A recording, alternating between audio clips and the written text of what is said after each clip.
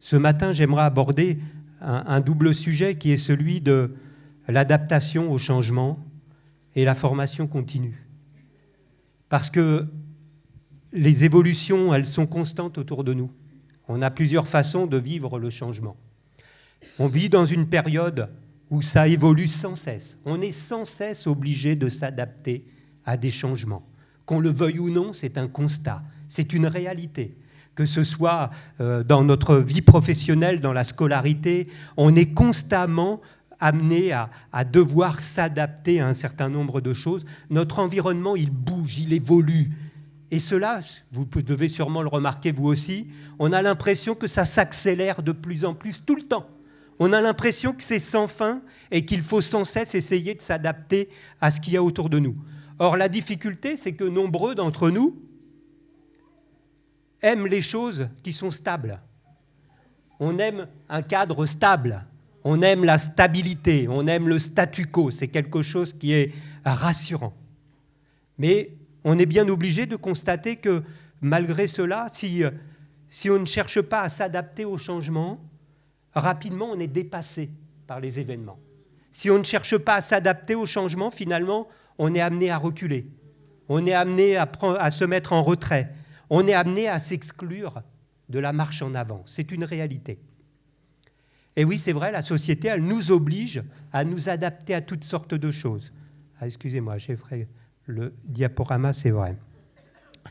Elle nous oblige à nous adapter à toutes sortes de choses, que ce soit des évolutions technologiques, que ce soit des évolutions organisationnelles, que ce soit des évolutions sociétales.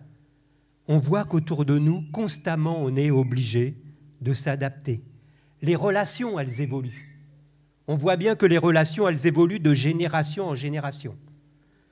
On voit bien que les enfants d'aujourd'hui n'ont pas les mêmes comportements et les mêmes attentes que ceux d'il y a 50 ans, de ceux qu'il y a 30 ans, de ceux qu'il y a 20 ans.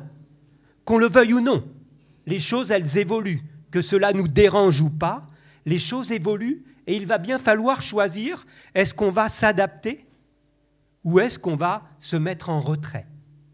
Si on cherche à s'adapter, cela veut dire que nous allons pouvoir accompagner le changement. Si nous refusons le changement, eh bien forcément, nous allons le subir. Et en tant qu'Église, nous sommes concernés par cela. Il faut savoir qu'est-ce que doit être l'Église au jour d'aujourd'hui. On pourrait peut-être penser que Dieu est contre le changement. Il n'en est rien. Dieu a remplacé l'ancienne alliance par la nouvelle alliance, parce qu'il a estimé que l'ancienne alliance n'était pas adaptée. Et c'est ce que nous dit l'Épître aux Hébreux, que si l'ancienne alliance n'avait pas été sans défaut, il n'y aurait pas eu besoin de nouvelle alliance. Dieu a changé les choses parce qu'il a fallu adapter les choses pour qu'elles soient plus pertinentes pour son époque, pour son moment. Et nous voyons, lorsque nous voyons Jésus dans les évangiles, nous voyons quelqu'un qui est extrêmement innovant. Nous voyons que Jésus bouscule les convenances. Nous voyons que Jésus bouscule les habitudes. Nous voyons que Jésus bouscule les pratiques. C'est la réalité, frères et sœurs. Alors que bien souvent, nous sommes tellement enfermés dans un carcan que nous ne voulons que rien change. Il suffit de changer une petite chose à l'Église pour qu'on est prêt à faire la fronde. Mais heureusement que Jésus n'agissait pas comme cela. Ouvrons les yeux. Je pense que nous sommes suffisamment intelligents et responsables les uns et les autres pour comprendre comment les choses doivent évoluer. Et que nous-mêmes, nous avons un rôle, nous avons une responsabilité dans ce changement. Nous avons une responsabilité en tant qu'Église, mais en tant que membres, chacun pour notre part. Comment nous allons agir dans notre société pour être pertinents ? C'est notre responsabilité, c'est ta responsabilité pour chacun d'entre nous, frères et sœurs. Nous devons être pertinents aujourd'hui dans notre société. Nous sommes l'Église de Christ. Nous sommes cette colonne qui doit amener les gens à comprendre qu'ils ont besoin de Jésus. C'est ta responsabilité. Ce n'est pas la responsabilité du pasteur. C'est chacun notre responsabilité là où nous sommes, dans notre foyer, dans notre famille, dans notre emploi, dans notre entreprise, dans nos activités au sein de la société. C'est notre responsabilité. Notre Église est en train de connaître une nouvelle saison. Nous savons que quelques-uns parmi nous ont travaillé depuis quelque temps sur une vision, renouveler la vision de l'Église, travailler sur l'identité de l'Église. Pourquoi cela ? Tout simplement parce que l'Église a besoin de s'adapter, elle a besoin de renouveler sa pertinence pour que justement elle puisse être encore plus efficace, pour que les personnes autour de nous puissent comprendre qu'ils ont besoin de Jésus et que l'Église va les aider justement à rencontrer ce Dieu d'amour qui les aime. L'Église va donc chercher à s'adapter pour justement faire encore mieux connaître la bonne nouvelle, encore mieux connaître l'amour de Dieu. C'est ce que l'on appelle le mouvement. C'est ce que l'on appelle le mouvement. Être en mouvement, c'est donc accompagner les évolutions pour essayer donc justement de ne pas les subir. C'est cela le mouvement. L'Église ne doit pas être comme elle était il y a 50 ans. Autrement, on va être à côté de la plaque. Cela ne veut pas dire qu'on est en train de renier la parole de Dieu, ce n'est pas du tout ça. Mais en s'enfermant dans des convenances, on est en train de s'exclure du monde. Par contre, nous voyons bien que Jésus, lui, s'adaptait. Jésus était capable de tendre la main à ceux qui étaient rejetés par la société. Il tend la main à la Samaritaine, il tend la main à la prostituée, il tend la main à tout le monde. Il va aider tout le monde à aller de l'avant. C'est ce que nous devons être capables de faire au jour d'aujourd'hui. Et cela nous concerne chacun d'entre nous, frères et sœurs, à titre individuel. Chacun d'entre nous. Tout simplement parce que Dieu nous voit chacun comme une pierre vivante dans son Église. Une pierre vivante. Et cela est déterminant dans notre compréhension de la parole de Dieu, frères et sœurs, et dans notre engagement avec le Seigneur. Nous sommes des pierres vivantes, chacun d'entre nous. Lorsque nous intégrons l'Église, j'espère que nous ne voyons pas cela comme simplement une protection. Nous venons à Dieu parce que nous avons la protection de Dieu. Nous venons à l'Église tout simplement parce que nous avons le soutien de nos frères et sœurs. Ce n'est pas ça l'engagement chrétien. Vous le savez, ça n'a rien à voir avec cela. Si nous venons et nous nous engageons avec Dieu, c'est véritablement parce que nous avons compris l'amour de Dieu. Nous avons compris que Dieu nous a manifesté à la croix un tel amour que nous voulons répondre à cet amour. Et en retour, nous voulons lui rendre de cet amour et nous voulons le manifester à ceux qui nous entourent. C'est cela. Alors notre marche chrétienne doit être celle du mouvement. Notre marche chrétienne doit être celle de la croissance, doit être celle de la progression. C'est ce que nous dit ici l'apôtre Paul, qui priait, qui criait, qui implorait les chrétiens. Nous vous en conjurons, marchez de progrès en progrès. Non pas rester là figé sur votre place, non pas rester figé dans vos convictions, dans vos façons de faire, mais aller de progrès en progrès. Et pour connaître, Dieu a des projets pour chacun d'entre nous. Quelquefois, nous sommes dans l'Église et on a l'impression que ce n'est que pour quelques-uns. Mais Dieu a des projets pour chacun d'entre nous. Il a des choses, il veut nous utiliser chacun d'entre nous pour que nous puissions bénir autour de nous. Il a des projets pour notre vie, il a des projets pour l'Église. Encore faut-il que nous comprenions comment il veut nous utiliser et comment nous devons avancer, progresser, grandir. Ce n'est pas juste les responsables de l'Église qui sont concernés par cela. C'est chacun d'entre nous parce que nous sommes des pierres vivantes. J'aimerais prendre un texte ce matin pour introduire ce moment. Le premier texte que j'aimerais lire donc, se trouve dans Actes chapitre 6 au verset 1. Je vais lire donc un petit passage, quelques versets de ce texte-là.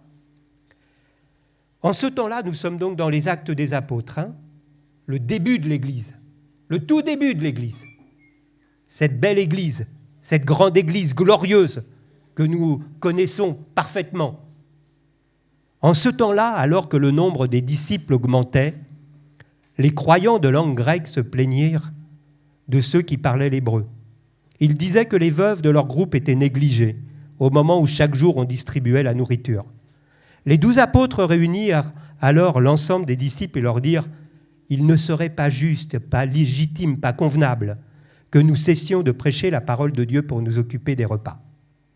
C'est pourquoi, frères, choisissez parmi vous cet homme de bonne réputation, digne de confiance, dont on rend un bon témoignage, rempli du Saint-Esprit et de sagesse, et nous les chargerons de ce travail. Nous pourrons alors ainsi continuer à donner de tout notre temps à la prière et à la tâche de la prédication, à l'enseignement. L'Assemblée entière fut d'accord avec cette proposition. On choisit alors Étienne, homme rempli de foi et du Saint-Esprit, ainsi que Philippe, Procore, Nicanor, Timon, Parménas et Nicolas. Puis on les présenta aux apôtres qui prièrent et leur imposèrent les mains sur eux. Nous sommes là aux premières heures de l'église de Jérusalem. Il se passe quelque chose qu'ils n'avaient peut-être pas imaginé. L'église grandit à une vitesse incroyable. Le nombre de membres ne cesse d'augmenter. On passe, vous le connaissez, ces passages, en quelques jours de 3000 et de milliers en milliers. L'église devient tellement importante que rapidement, l'organisation centralisée auprès des apôtres n'est plus adaptée. Les apôtres font tout. Ils animent les rassemblements, c'est eux qui enseignent la parole de Dieu, qui enseignent le peuple. C'est même eux qui organisent les repas et qui distribuent la nourriture entre les différents membres qui se rassemblent.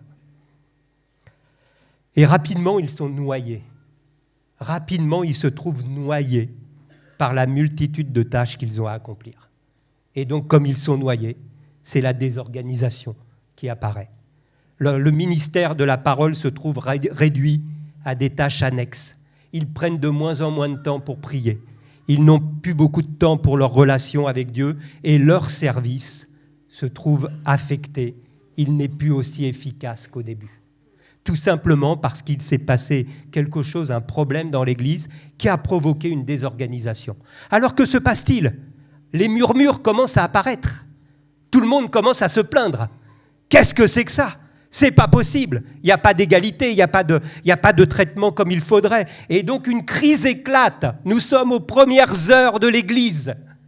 Et il y a déjà une crise. Ce n'est pas nouveau, les crises. Il y en aura toujours. Maintenant, tout va dépendre comment nous allons la gérer. Est-ce que nous allons la gérer collectivement, intelligemment, de façon responsable ou pas ? C'est cela ce qui se passe ici. Un nouveau donc besoin est apparu, du fait tout simplement de la croissance de l'Église. L'Église a tellement grandi rapidement qu'il y a un problème qui est survenu. Aujourd'hui aussi, des besoins apparaissent dans notre Église. Peut-être que vous ne l'avez pas remarqué, mais il y a aussi des besoins dans l'Église. Au jour d'aujourd'hui, il y a des tâches à accomplir dans l'Église. Constamment, il y a des besoins. On a besoin de personnes qui se lèvent et qui prennent en charge un certain nombre de choses, des fonctions, que ce soit des fonctions administratives, comptables, juridiques, que ce soit lié à l'accueil, que ce soit lié à la sécurité, que ce soit lié à l'enseignement des enfants, que ce soit lié à la communication, à la louange. On a besoin d'hommes et de femmes engagés dans tous ces services. Et s'il n'y en a pas, ce sera la désorganisation totale dans l'Église. Exactement. Comment allons-nous faire donc pour nous adapter à ces changements et à ces besoins ? Ici, donc, pour revenir à notre texte, Actes chapitre 6, il y a dû se passer quelques jours, quelques semaines, avant que les dysfonctionnements soient apparents, forcément. C'est pas sauté aux yeux dès le premier jour. Mais au bout de quelques jours, c'était criant que ça n'allait pas, que c'était désorganisé, qu'ils n'y arrivaient plus. Et avec ce désir qu'avaient les apôtres de conduire et de faire grandir l'Église, ils ont, inspirés par le Seigneur, ils ont compris qu'il fallait déléguer. Ils ont compris qu'il fallait déléguer certaines activités afin de pouvoir se consacrer à la prière et à l'enseignement de la parole. Notre société, vous le savez, nous en faisons partie, développe de grandes attentes, de telles attentes que nos églises sont en grand danger. Parce qu'on attend tellement de choses des serviteurs de Dieu, on attend tellement de choses des serviteurs de Dieu que finalement ces serviteurs de Dieu qui ont reçu un appel pour apporter la parole, ils deviennent gestionnaires, ils deviennent administrateurs, ils deviennent juristes, au détriment du ministère de la parole et au détriment de leur rôle de berger du troupeau. Tout simplement ils font toutes ces choses-là parce qu'on a des attentes et qu'on s'étonne même si cela n'est pas fait. Mais où sont les pierres vivantes ? Les pierres vivantes, c'est nous, frères et sœurs. C'est personne d'autre. Si nous ne répondons pas chacun pour notre part au service que Dieu met sur notre cœur, pendant ce temps-là, c'est d'autres qui vont le faire. C'est d'autres qui vont le faire et qui vont s'épuiser à le faire, au détriment de l'efficacité de leur service. Or, qu'est-ce que dit l'apôtre Paul à Timothée ? Paul dit à Timothée, applique-toi à la lecture, applique-toi à encourager, à enseigner. Ne néglige pas le don qui est en toi, occupe-toi, donne-toi tout entier à cela, afin que tes progrès soient évidents. Veille sur ton enseignement, sois persévérant, car c'est en agissant ainsi que tu assureras ton salut et celui de ceux qui t'écoutent. C'est Paul qui parle. Pas n'importe qui. L'apôtre Paul, celui qui a établi toutes ces églises, celui qui a été de lieu en lieu, c'est l'apôtre qui dira également à Timothée, qui va lui faire comprendre que maintenant, dans son engagement, il va falloir qu'il délègue, il va falloir qu'il forme, il va falloir qu'il accompagne. Et il va lui dire, ces tâches-là, confie-les à des hommes fidèles. Des hommes ou des femmes fidèles, évidemment, maintenant. Je pourrais dire. Donc la question de la délégation a été posée rapidement dans l'église de Jérusalem. Mais à qui confier toutes ces activités ? À qui les confier ? Ici, le problème qu'ils ont, c'est la répartition de la nourriture. On me dirait, il n'y a pas besoin de diplôme particulier normalement pour répartir la nourriture. On pourrait raisonner comme cela. Finalement, de se dire, c'est quand même une tâche extrêmement simple, assez banal quand même, répartir la nourriture entre le nombre de personnes qui sont présentes. Humainement, on pourrait avoir des solutions et des raisonnements assez simples. Mais inspirés par le Saint-Esprit, ils vont dire, choisissez parmi vous des hommes dont on rend un bon témoignage, dont on rend qui ont une bonne réputation, des hommes dignes de confiance, pleins de sagesse et d'esprit. Waouh! Vous voyez à quel niveau Dieu place le service dans son Église. Ça nous rend responsables, frères et sœurs, de la qualité du service que nous apportons dans l'Église. Il était question de répartir la nourriture dans l'Église. Et on a mis ça au top niveau. On demande des gens remplis d'esprit et de sagesse pour que, justement, qu'ils puissent apporter leur service avec consécration. C'est extraordinaire, je trouve, de dire cela. Et Paul décrira quelque temps plus tard, donc, dans l'épître à Timothée, quelles sont les qualités qui sont attendues de ces personnes qui vont servir dans l'Église. Nous voyons aussi dans les Actes des Apôtres que rapidement des femmes vont être amenées à accomplir ces tâches de diacre dans les églises. Et donc, parmi ces hommes qui ont été choisis, va figurer Étienne et Philippe. Étienne et Philippe, deux personnes dont on entendra parler par la suite, deux personnes qui vont accomplir un certain nombre de ministères, qui vont recevoir des dons particuliers. Philippe sera évangéliste, Étienne sera amené à procéder à des guérisons, à des miracles. Mais là, il est question de servir aux tables. Et ces hommes-là sont là, prêts à servir, prêts à s'engager. Ça pourrait être pour chacun d'entre nous faire le ménage, s'occuper du parking, de la sécurité, l'enseignement des enfants. Ça peut être la distribution de repas à l'extérieur dans des associations caritatives. Il n'y a pas que des services visibles, valorisants dans l'Église. Mais Dieu a besoin de pierres vivantes. Il a besoin d'hommes et de femmes qui sont prêts à s'engager. Quelle est notre disposition de cœur lorsque nous venons à l'Église, frères et sœurs ? Est-ce que nous venons pour être servis ? Est-ce que c'est ça notre vision ? Est-ce que nous venons simplement pour recevoir une nourriture spirituelle, un message, une parole le dimanche pour être fortifiés dans notre foi ?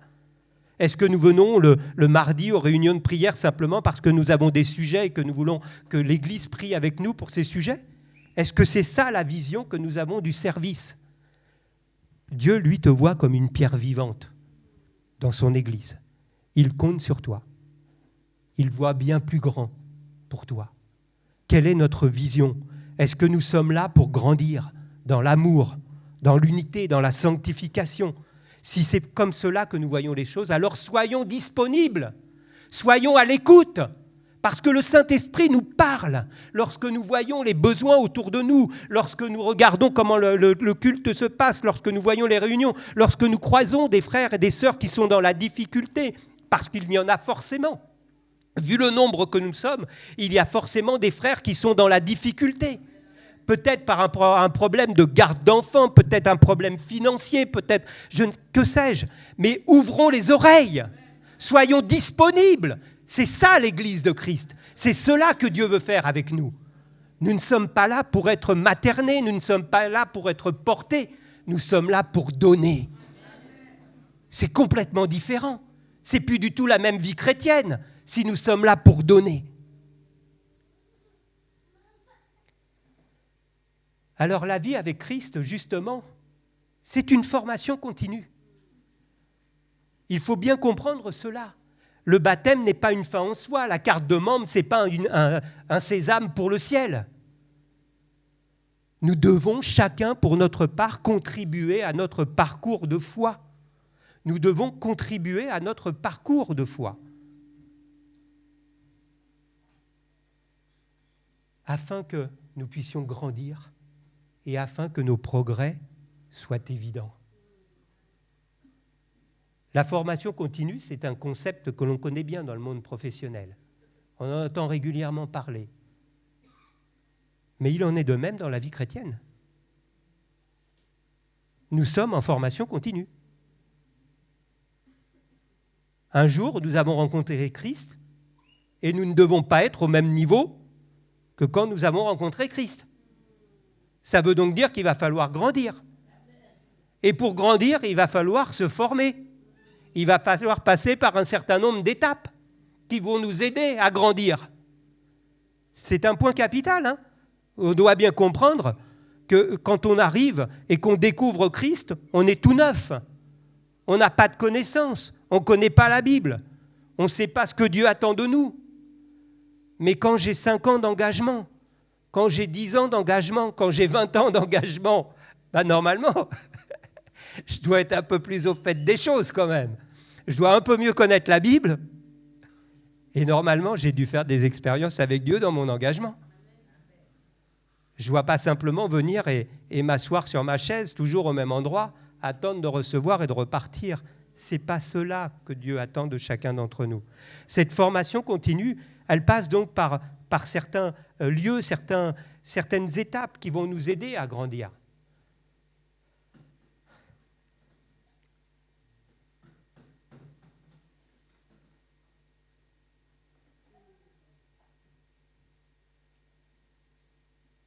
La première, c'est l'espace familial. Je crois qu'il faut vraiment qu'on réalise, frères et sœurs, que nos couples, nos foyers, l'espace familial est l'endroit particulièrement dans lequel Dieu veut que nous grandissions et que nous nous formions. C'est un espace de vie, c'est un espace de formation, c'est un espace où l'amour doit être présent, où l'amour doit être manifesté. Faisons attention à un des endroits les plus dangereux, si on peut dire quelque part, c'est de rentrer dans des habitudes et de ne même plus de se rendre compte de ce qui se passe dans notre foyer. Nous devons veiller à notre conjoint, mari. Épouse, vous devez veiller à votre mari, veiller à ses relations, parce que c'est de ces relations-là que va dépendre notre engagement de notre vie de notre marche avec Dieu. Réalisons la responsabilité que nous avons en ayant des enfants dans notre foyer. La responsabilité que nous avons de pouvoir les enseigner dans la foi, de les faire grandir dans la foi. Et grandir dans la foi, ça ne peut pas être simplement en leur parlant de Dieu. Parce que bien sûr qu'on va leur parler de Dieu, mais eux, ils vont surtout nous regarder. Ils vont surtout regarder comment nous nous comportons. Ah, tu as dit ça, papa? Oui. Ah bah oui, mais... Et quand tu fais ça, alors? Ça veut dire quoi? Ah, maman, ah oui, maman, tu m'as dit ça. Ah bah oui, mais prenons conscience de la responsabilité que nous avons dans nos foyers. Nous avons un privilège extraordinaire. Nous, parents, femmes, maris, enfants, s'il y a des enfants parmi nous ici, des jeunes, imaginez le privilège que vous avez de vivre dans un foyer chrétien et qui peut vous permettre de comprendre l'amour de Dieu. Mais en retour, comprenons la responsabilité que nous avons. Comprenons cette responsabilité. Quand Paul parlait à Timothée, il pouvait lui dire « Mais toi, demeure dans les choses que tu as apprises dès ton enfance. Dès ton enfance, tu connais les lettres saintes. » Et Paul peut faire référence à la mère de Timothée, à la grand-mère de Timothée, qui ont su transmettre les bases de cette relation vivante avec Dieu. Nous avons vraiment besoin de travailler à cela, de faire attention, de ne pas négliger notre foyer, de ne pas négliger notre couple, frères et sœurs. C'est capital. Autrement, tout va aller de côté si déjà ça, nous n'avons pas cette base qui est posée.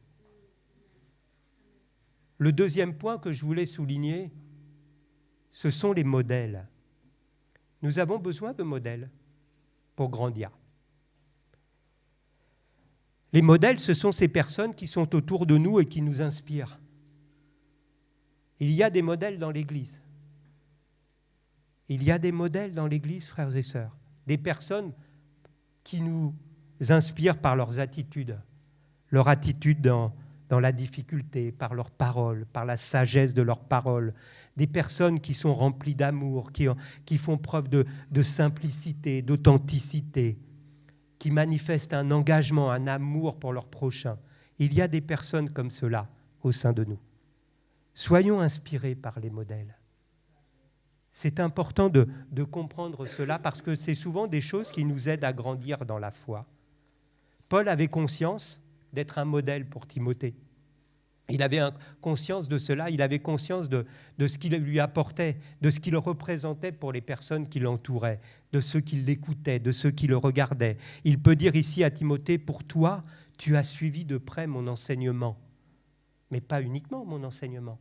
Tu as suivi de près ma conduite, mes projets, ma foi, ma douceur, mon amour, ma constance, mes persécutions, mes souffrances. Paul n'était pas simplement un modèle parce qu'il prêchait d'une façon merveilleuse.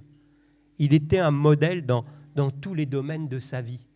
Il était un domaine et il inspirait les personnes par son caractère, par sa douceur. Il nous est dit quelque part qu'il était comme un père pour ses enfants, pour ces personnes qu'il côtoyait. Il était un modèle. Je pense que nous devons nous inspirer de cela, mais plus que cela, réaliser que chacun d'entre nous, nous pouvons être des modèles pour ceux que nous côtoyons. C'est à notre tour d'être des modèles. C'est à notre tour d'être des modèles pour ceux qui viennent et qui découvrent la foi, pour ceux qui s'engagent, pour ceux qui s'approchent de Dieu et qui découvrent la foi. C'est à nous d'être des modèles, frères et sœurs. C'est à nous de les conduire dans la marche avec Dieu. C'est à nous de les inspirer, de les aider à aller de l'avant, à chacun d'entre nous. Et c'est en cela que nous pouvons être tous des pierres vivantes et pas simplement celui qui va faire chanter le dimanche. Nous sommes tous appelés à être des modèles dans les relations que nous avons avec les personnes que nous côtoyons. Ceux peut-être que nous avons conduits à l'église, ceux que nous avons invités à l'église, c'est à nous d'être des modèles pour eux. Imaginez la responsabilité et le privilège que nous avons. Dieu nous fait confiance. Nous pouvons être des agents, des ambassadeurs pour Christ. Et ça, c'est encore une chose merveilleuse. Des modèles. Paul ne se posait pas de 36 000 questions. Lorsque Paul s'adresse à Timothée, il lui dit « Sois un modèle pour les fidèles, en conduite, en amour, en foi, en pureté. » Et qui est ce Timothée, ce jeune Timothée? Timothée était jeune. Il était appelé à être un modèle. Il ne faut pas simplement avoir 30 ans dans la foi pour être un modèle, pour qu'on puisse accompagner d'autres dans la foi. Si nous sommes engagés, que nous avons compris l'amour de Christ, nous pouvons d'ores et déjà accompagner les autres à grandir dans la foi. Nous n'avons pas à attendre. Le troisième point que j'aimerais souligner, c'est notre travail personnel. On peut bénéficier de l'espace familial. On peut bénéficier de modèles. Mais à un moment donné, il va bien falloir comprendre que pour grandir, il va falloir s'y mettre. Parce que tout ne va pas se passer simplement en s'appuyant sur les autres. À un moment donné, il faut bien comprendre que c'est le moment de relever les manches et de se mettre au travail. Parce que grandir dans la foi, cela nécessite de passer du temps avec le Seigneur. Cela nécessite de méditer la parole de Dieu. Vous savez que la Bible ne nous dit pas spécialement qu'il faut lire la Bible. Elle nous dit qu'il faut la méditer. Méditer, ça prend plus de temps que de lire. Merci pour les guides de lecture. Mais les guides de lecture, des fois, vous ne faites que lire le chapitre. Méditer, c'est autre chose. C'est s'arrêter. C'est essayer de comprendre. Qu'est-ce que Dieu veut me dire au travers du texte ? Quelle est la pensée de Dieu et comment elle s'applique dans ma vie ? Comment je pourrais la mettre en pratique pour que derrière, il y ait de l'efficacité ? Et il va donc falloir maintenant, pour grandir, que nous nous mettions, que nous fassions des efforts de notre part. Il va falloir que nous nous engagions. Et c'est ce que Paul cherche à faire comprendre lorsqu'il parle du travail du laboureur, lorsqu'il parle de la préparation persévérante de l'athlète, lorsqu'il parle de la soumission du soldat aux autorités. Paul nous parle d'efforts, de travail. Lorsqu'il s'adresse à Timothée, il lui dit « Je t'exhorte à ranimer la flamme du don de Dieu ». Nous avons tous reçu un don de la part du Seigneur. Nous avons tous reçu des capacités pour le servir. Mais maintenant, il faut ranimer la flamme. Il faut que cette flamme, elle brille pour qu'elle puisse être utilisée, pour qu'elle puisse avoir un effet. Alors pour cela, Paul va dire à Timothée « Souffre avec moi pour l'évangile. Fortifie-toi dans la grâce. Efforce-toi de te présenter comme un homme éprouvé. Recherche des mots qui marquent l'effort, le travail. Nous devons nous engager dans notre marche avec le Seigneur.